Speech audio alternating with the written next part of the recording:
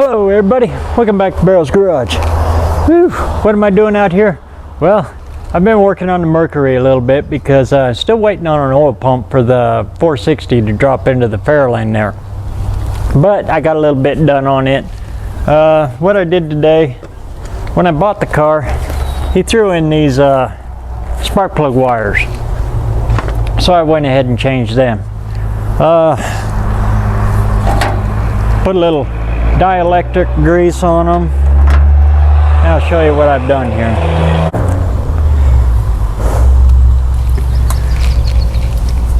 There you can see what I did. You can see it right here. I went ahead and I labeled everything all the way around, and then I went in and got my redneck Palm Pilot, as you can see there, from a firing order 1542638. 1542638. Perfect. Then I went ahead and rerun all of the wires. Don't get comfortable with that Edelbrock on there. That Edelbrock is actually going on the Fairlane. I gotta rebuild the 4300 Autolite that actually goes on here.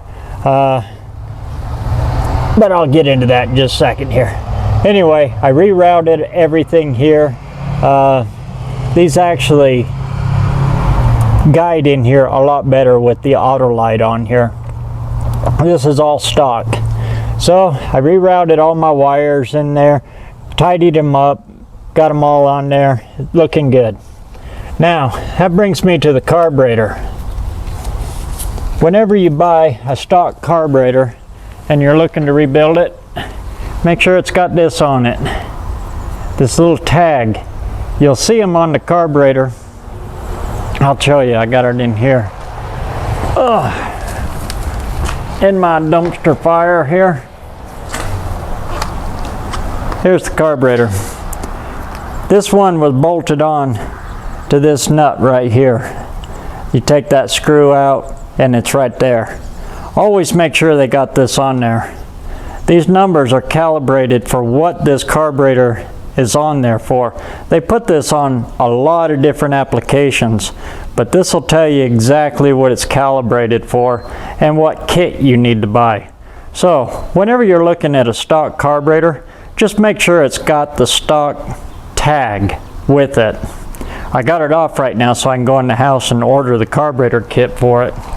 And then I'll get this back up and going. I'll soak it probably for 2 days in Chem Dip. Berryman's Chem Dip is what I use. And stick her back on there, and she'll run with this one. Just stock for now, because I don't want to put out the, those AVS2s have really gone up in price. And, well, I don't want to pull the money on this one. So that's what I've done to it so far. When you do your spark plug wires, make sure you put a little dialect in all of these. It just makes it easier later to pop them all off. And that dialect grease, it conducts electricity, so it doesn't interfere with it, and it keeps corrosion from gathering in these. And on a Ford here, you can see the coil is laid down. It really helps this guy right here to keep any corrosion out of it. So dialect it up. Also on the spark plugs themselves, keeps the boot from sticking to them, making them hard to get off. So you can, the next guy to do it can just get in there and boop, pop plug off. Makes it real easy. Anyway, that's what I've done to it so far. Like I said, that carburetor is actually coming off of there. It was only on there to get it home, and it's done its job now. So it'll go back in the box and wait for the Fairlane, because that's what that is for. It's for the 460, not for this 390. Anyway, that's what I've done to her so far, and I did get something done. We're getting some heat now. We've gone from 40 degrees to 70 degrees now. Gotta love this weather. Anyway, in the meantime, get out there and get some metal hot.